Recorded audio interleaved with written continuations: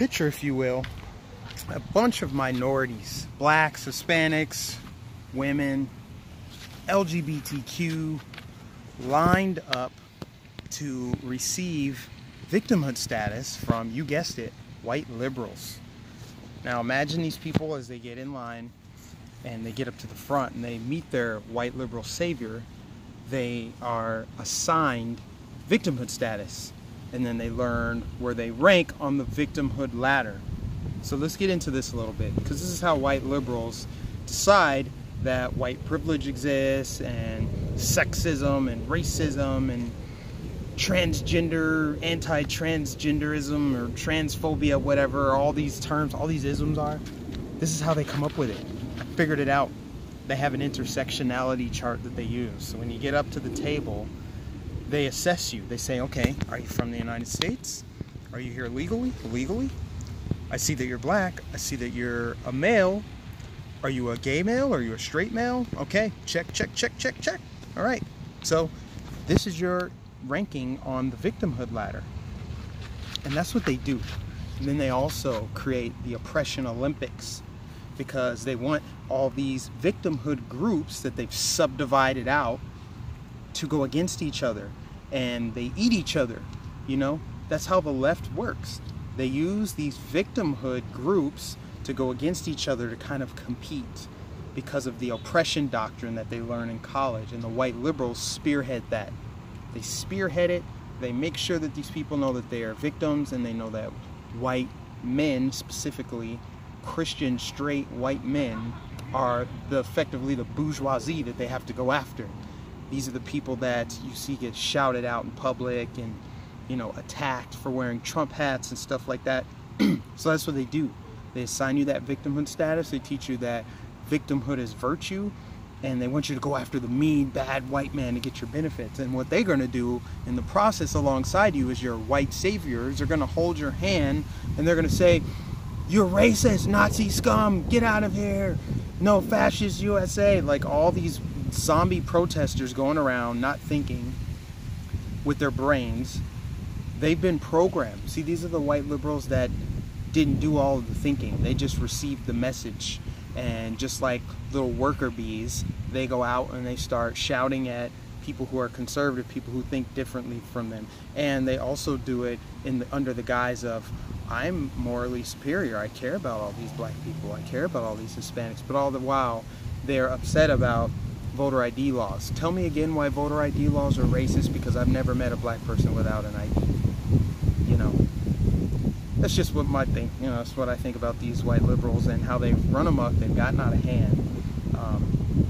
In fact, I know as a white liberals watching this right now, they're running to their safe space.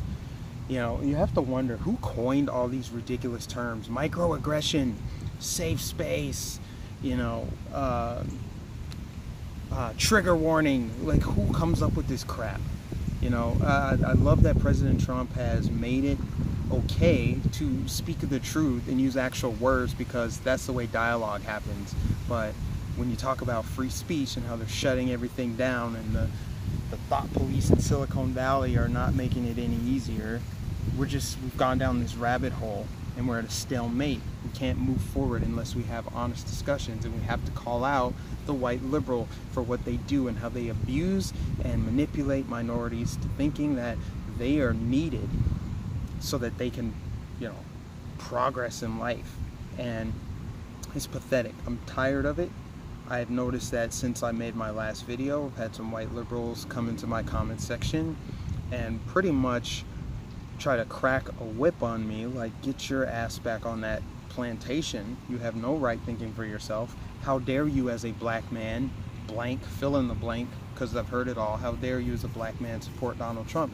How dare you as a black man go against your ancestors, and blah, blah, blah. And it's like, they haven't learned history correctly. You know, as much as people don't want to agree with the right, they really ought to see Dinesh D'Souza's movie, because I went and saw it yesterday, Death of a Nation, and the way that he draws parallels from Nazi Germany to the Democratic Party of today, and Nazi Germany to the Democratic Party of the past, is brilliant. It's brilliant work.